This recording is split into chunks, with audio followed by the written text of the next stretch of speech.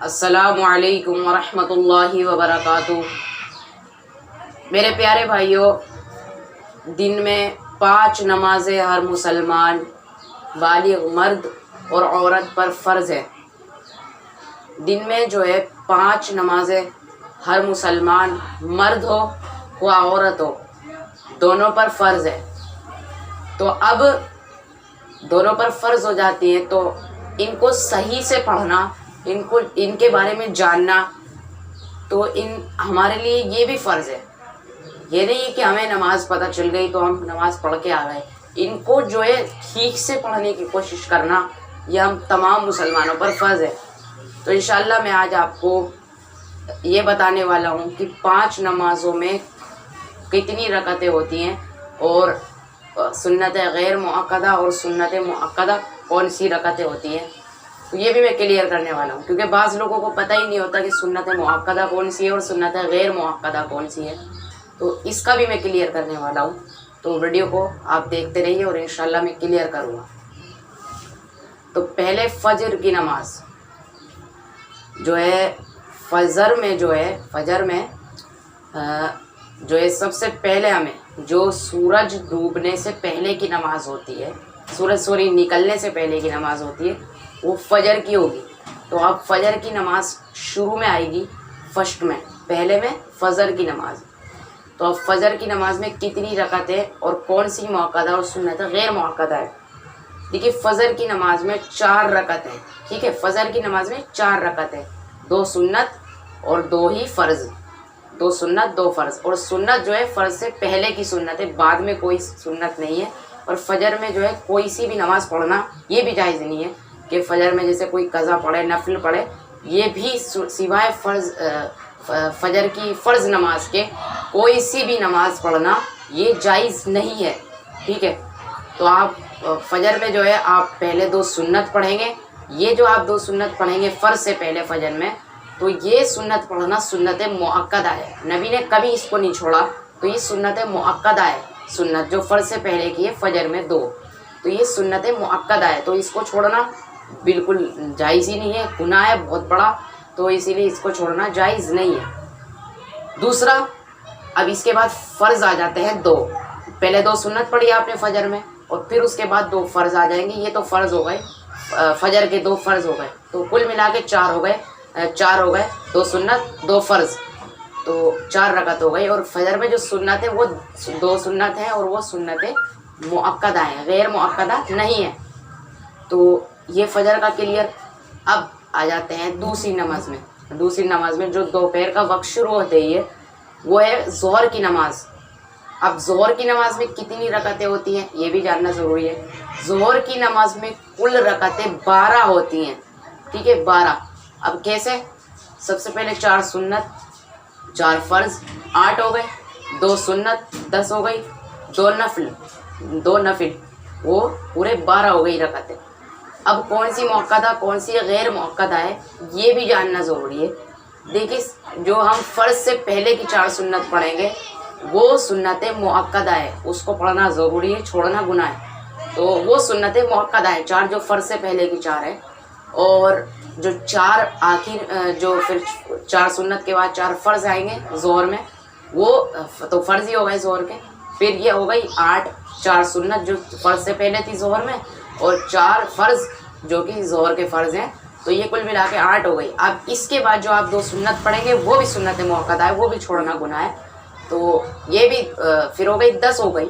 تو یہ 10 رکعتیں تو پوری کی پوری ہمیں پڑھنی ہے، 6 تو سنت ہے، سنت مؤکدہ، اور 4 جو ہے وہ فرض ہے، فرض تو چھوڑنے نہیں، اور سنت بھی نہیں چھوڑ سکتے آپ سنت مؤکدہ، وہ بھی گناہ ہے۔ اور پھر اس کے بعد جو نفل آئیں گے 2 اینڈ میں نفل آئیں گے ظہر میں، پھر اس کو ملا کے 12 رکعتیں ہو جائیں گی۔ اب یہ جو اینڈ میں نفل آ رہے ہیں اس کو آپ پڑھ لیں تو ثواب ہے، نہیں پڑھیں گے تو کوئی گناہ نہیں ہے، ان کی آخرت میں جو ہے ان کی پوچھ نہیں ہوگی، لیکن ہاں بطور اس کے کہ یہ ثواب ملے تو اسی لیے آپ اس کو پڑھ سکتے ہیں، کیونکہ ثواب کا کام ہے اور نفل پڑھنے میں ثواب بھی ملتا ہے، تو بطور اس کے کہ ثواب ملے تو آپ تو پڑھ سکتے ہیں، نفل کے ثواب ملے گا، لیکن اگر آپ اس کو نہیں پڑھیں گے تو آخرت میں اس کی پوچھ نہیں ہوگی۔ یہ 2 نمازوں کا کلیئر ہو گیا، فجر کا ظہر کا۔ اب آ جاتے ہیں عصر پہ۔ عصر میں کل ملا کے 8 رکعت ہوتی ہیں، 4 सुन्नत फ़र्ज से पहले और 4 फ़र्ज वो हैं सुन्नत के बाद, और फिर उनके बाद भी कोई नमाज़ पढ़ना ये भी सही नहीं है। असर के बाद भी नफिल नमाज नहीं पढ़ सकते आप। और जो है 4 सुन्नत जो फ़र्ज से पहले हैं असर में, वो सुन्नतें गैर मुअक्कदा है, यानी कभी कभी जो है नबी ने भी छोड़ी है सुन्नत गैर मुअक्कदा, तो आप इस सुन्नत गैर मुअक्कदों को पढ़ सकते हैं। जो असर से पहले की 4 है उसे आप पढ़ भी सकते हैं, और नहीं पढ़ेंगे तो इसकी भी आखिरत में पूछ नहीं होगी। लेकिन हाँ, सुन्नत गैर मुअक्कदा में पढ़ने में ज़्यादा सवाब है, तो इसीलिए आप इसे पढ़ें, इसको ना छोड़ें। लेकिन आप इसको छोड़ने में अगर ये समझते हैं कि अगर मैं छोड़ दूंगा तो मुझे गुनाह मिलेगा, तो ये गलत है। आप अगर इसको छोड़ भी देंगे बिलाउज़ भी, तो भी फिर इसको छोड़ना जायज़ है। सुन्नत गैर मुअक्कदा को आप छोड़ सकते हैं, इसमें भी आपकी पूछ नहीं होगी, इसमें भी आपको गुनाह नहीं मिलेगा। फिर आ जाते हैं फ़र्ज़ पर। अब फ़र्ज़ पर आ गए, फ़र्ज़ है 4 असर में, 4 सुन्नत के बाद 4 फ़र्ज़ आ गए तो 8 हो जाएंगे ना, तो फ़र्ज़ तो आपको पढ़ने ही, वो असर के फ़र्ज़ हो गए। अब आ जाते हैं मगरिब में। मगरिब में कुल मिला के जो है, मगरिब में कुल मिला के 3 तो फ़र्ज़ है और 2 सुन्नत है और 2 नफिल है, तो कुल मिला के कितने हो गए? 3 फ़र्ज़ 2 सुन्नत, ठीक है। 7 रकअतें मगरिब में हैं, 3 फ़र्ज़, ठीक है, मगरिब के 2 सुन्नत, 5 हो गए। अब 2 नफिल, ये हो गई पूरी 7 रकअतें मगरिब में। तो मगरिब की 7 जो फ़र्ज़ हैं वो आप शुरू में पढ़ेंगे, और अब जो 7 फ़र्ज़ आप पढ़ेंगे तो पहले 7 फ़र्ज़ कह रहा हूँ मैं, गलती से कह दिया, 3 फ़र्ज़ पढ़ेंगे मगरिब में आप पहले। तो 3 फ़र्ज़ जो आप मगरिब में पहले पढ़ेंगे तो 3 फ़र्ज़ पढ़ लेंगे। अब 3 फ़र्ज़ मगरिब के पढ़ने के बाद आप 2 सुन्नत पढ़ेंगे। ये सुन्नतें मुअक्कदा है, इसको भी छोड़ना जायज़ नहीं है, तो आप इसको पढ़ें।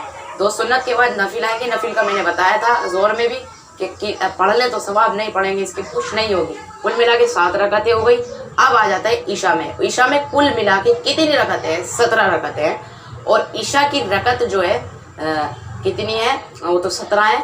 अब कौन सी मुअक्कदा और कौन सी गैर मुअक्कदा है, तो आज मैं आपका क्लियर कर देता हूँ। ईशा की जो 4 सुन्नत है शुरू में 4 सुन्नत आप पढ़ेंगे, वो सुन्नत है गैर मुअक्कदा है, पढ़ ले तो सवाब, नहीं पढ़ेंगे तो आपको गुनाह नहीं मिलेगा। वैसे पढ़ना बेहतर है, सवाब ज़्यादा मिलेगा। तो ईशा की जो 4 सुन्नत है शुरू में, तो उसमें आप 4 सुन्नत आएंगी, पढ़ ले तो सवाब, नहीं पढ़ेंगे तो गुनाह नहीं मिलेगा। तो 4 सुन्नत गैर मुअक्कदा शुरू में, फिर उसके बाद 4 फ़र्ज़ आ जाएंगे, वो तो पढ़ रही है। उसके बाद 4 फ़र्ज़ के बाद ईशा में 2 सुन्नत आएंगी, वो सुन्नतें मुअक्कदा है, उसको छोड़ना जायज़ नहीं है। अगर कोई छोड़ता है तो गुनाह मिलेगा उसे, छोड़ने का मामूल बना लेगा तो फिर उसको गुनाह का तो वो है ही, उसको तो बहुत बड़ा गुनाह है, फिर तो बहुत बड़ा गुनाह है, तो इसको छोड़ना जायज़ नहीं है सुन्नत मुअक्कदों को। तो पहले 4 सुन्नत वो गैर मुअक्कदा है ईशा में, और फिर 4 फ़र्ज़, तो 4 फ़र्ज़ वो तो फ़र्ज़ हैं 8 हो गई। अब 2 सुन्नत 10 सुन्नत मुअक्कदा है, फ़र्ज़ के बाद जो 2 सुन्नत है वो सुन्नत मुअक्कदा है।